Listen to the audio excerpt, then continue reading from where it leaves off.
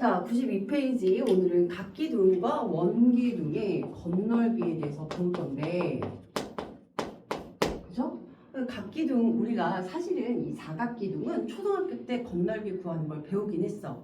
그러면 우린 겉넓이를 어떻게 생각하면 좋냐면, 우리가 이런 사각형, 사각기둥 모양의 선물을 친구한테 주려고 포장을 한다고 생각을 해봐. 그럼 이렇게 쫙 포장을 해서 이렇게 줄 텐데 필요한 포장지의 넓이, 그것을 바로 겉넓이라고 생각할 수가 있어. 그러면 이걸 가지고 겉넓이를 쉽게 구하기 위해서는 우선 전개도를 상상해 봐야겠어. 전개도 한번 보자. 그럼 어떻게 전개도를 그리냐면, 이제 기둥은 밑면이 두 개니까 이렇게 해서 이제 밑면 그려주고, 그 다음에 여기가 바로 옆면이었죠. 옆면. 자, 우리가 모두 옆면을 초등학교 때도 배우긴 했지만, 옆면을 보니까 이거야. 자, 이 길이하고 요 길이가 같았고, 그쵸? 그 다음, 자, 얘는 그대로, 그 다음, 자, 또한 얘하고 길이가 같고, 그쵸? 그 다음, 이렇게 얘와 여기의 길이가 같아서, 그쵸? 만나는 거지. 왜? 이 위를 뜯어내서 전개도를 만들었으니까 이 길이가 같은 부분을 이렇게 체크를 해줬어. 그래서 이게 바로 옆면이 된 거야. 그쵸? 그 다음 밑면도 똑같이 하나가 이렇게 합동인 모양으로 밑면이 똑같이 있겠죠. 그럼 이 전체 넓이를 구하는 게 바로 겉넓이인데, 좀 어떻게 쉽게 구할 것이냐 생각을 해보면 이런 식으로 구할 수가 있어.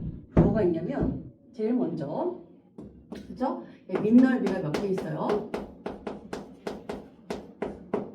두 개가 있죠. 밑넓이는 두 개가 있고, 그 다음 뭐야? 이렇게 옆넓이가 하나가 있는데, 이 옆넓이는 의미하는 바가 이 처음부터 여기 끝까지, 이걸 바로 전체 옆넓이라고 하는 거야.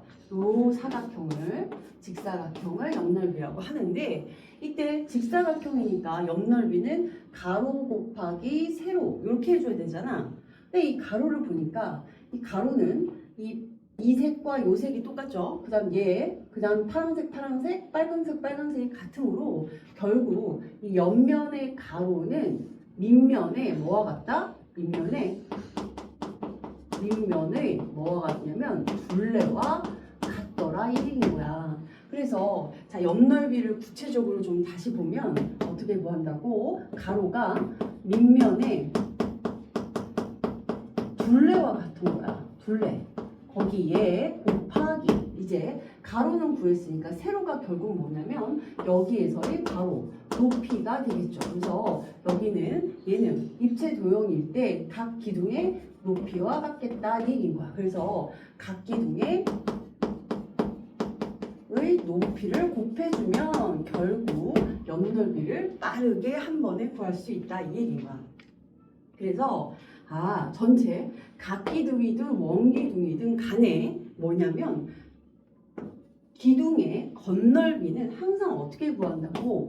기둥의 겉넓이는요, 항상 밑넓이가 두 개 있죠. 각기둥이든 원기둥이든 밑넓이 곱하기 2에다가 옆넓이를 더해줄 건데, 특별히 이 옆넓이는 이 얘기인 거야. 밑넓이의 밑면의 둘레에 그 다음 여기 기둥의 높이를 곱하면 바로 옆넓이가 되더라 이 얘기야. 여기까지 이해됐습니까? 그래서 우리가 이렇게 사각 기둥의 이제 겉넓이를 구해봤다면, 자 보세요. 얘는 이제 원기둥인 거야. 특별히 또 다른 건 없어. 좀 보면 원기둥도 밑넓이 원이죠. 이거 두 개에다가 원기둥 전개도 빠르게 한번 그려볼게. 앞에서도 그려봤지만 이런 식으로 나오겠죠. 아이고 너무 심해요. 자 이렇게. 자 그러면 이 밑넓이 똑같은 게 두 개 있고, 그 다음 옆넓이를 구하는데 이 옆넓이가 바로 밑넓이의 뭐였어? 둘레인, 그렇죠, 원둘레 이렇게 되지. 원둘레가 되더라 이 얘기인 거야. 됐죠? 그래서 똑같은 내용이야. 거기에다가 높이, 그죠? 각 기둥의 높이를 h를 하면 얘를 곱했을 때 우리가 밑넓이 두 개, 옆넓이 합이 바로 겉넓이가 되더라 이 얘기입니다. 자, 필기해 두시고, 굉장히 중요하니까 기억해 두세요. 자, 이제 그 알파벳처럼 이렇게 밑넓이 그래서 2파이 r 제곱 이런 식으로 외울 거는 없어. 그렇죠? 그냥 요 통으로 기둥의 건널비에 대한 요 내용만 완벽하게 이해를 하고 외워두시면 되겠습니다. 자, 이제 예제 1번의 문제 한번 풀어보면 예제 1번 보시면 이걸 가지고 이제 기둥의 뭐라고? 건널비를 구해보래. 근데 문제에서는 조금 너희들에게 설명을 쉽게 하기 위해서 이 전개도를 친절하게 그려줬어. 그렇죠? 자, 그래서 전개도가 이런 식으로 얘는 3이고 90도고 이렇게 해서 얘가 3cm 그 다음 얘는 4cm 생략할게요. 여기 지금 뭐라 나와 있냐면 5cm 나와 있죠. 문제 보니까 얘도 바로 4 이렇게 된 거야. 그러면 기둥의 높이는 어떻게 되냐? 지금 네모 이렇게 나와 있는데 실제로 여기 기둥에 보이죠? 높이가 6이었으니까 여기 6 네모에는 6이 들어가겠고 얘는 몇이야? 여기가 3이고 4니까 3이고 3이면 여기도 3, 여기도 4 이렇게 나와 있죠. 그리고 났더니 밑면 하나 더 이렇게 해서 3, 4 이렇게 그려져 있습니다. 그러면 이걸 구하려면 밑넓이를 구해서 곱하기 2 할 건데 밑넓이는 자 3 곱하기 자 다시 중요한 건 뭐냐면 초등학교 때처럼 끊어서 문제를 식을 써서 계산하지 마시고 식을 한꺼번에 쫙 써주고 마지막에 계산을 해주는 거야. 보여줄 테니까 꼭 따라하세요. 어떻게 하냐면 자 건널비 내가 뭐 구하는지 먼저 써줘야 돼. 건널비는요. 자 밑넓이가 3. 자 여기 삼각형인데 자 삼각형에 직각 표시 있고 여기가 3이고 여기가 4니까 밑변을 3이라고 하면 높이를 4라고 봐야겠죠. 그래서 삼각형이야. 그래서 3 곱하기 4 곱하기 삼각형 2분의 1이죠. 여기까지. 그런데 이런 게 몇 개라고? 이 밑넓이가 이런 게 2개입니다. 더하기 이제 옆넓이를 구할 건데 이 옆넓이는 밑면의 이 둘레를 한 번에 그려보니 3, 5, 4 이렇게 돼서 다 더하니까 몇이야?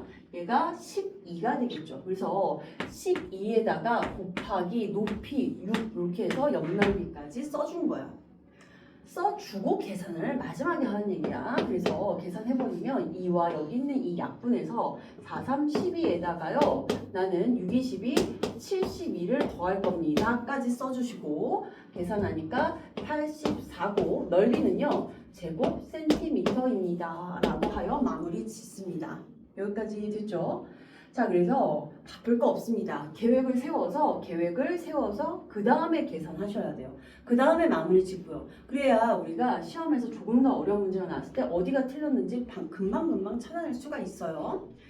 자 그래서 이렇게 정리를 하시고 그 다음 밑에 문제는 원 기둥이에요. 원 기둥은 여기다가 좀 해보도록 할게요. 자 보니까 원 기둥에 자 2번 반지름이 여기가 3cm였고 3cm 2번 자 그 다음 8cm 이렇게 됐네요. 그러면 이거를 전개도를 한번 그려보니 전개도 자 이렇게 되겠죠. 전개도 원 나왔겠고 그 다음 옆면 나오고 그쵸. 그 다음에 똑같이 원 이렇게 나오죠. 그리고 나면 반지름이 3 그쵸. 3cm 생략할게요. 3이고 그 다음에 여기가 높이가 8 나와 있는 대로 써줬습니다. 8 그쵸? 그리고 나면 우리가 옆넓이 구할 때의 요 가로를 어떻게 구하냐면 가로는 결국에 밑넓이의 그쵸? 둘레라고 했으니까 밑넓이의 둘레 즉 밑면의 둘레는 얘가 몇이야? 밑면 반지름이 3이죠. 그럼 지름 몇입니까? 그쵸? 6이죠. 그래서 6파이 밑면의 둘레 즉 원주를 의미하는 거예요. 6파이 이렇게 써놓은 거야. 그리고 나면 너무 쉬워져요. 자 이제 건널비는 어떻게 쓸 거냐? 얘도 노란으로 쓸게요. 건널비는요.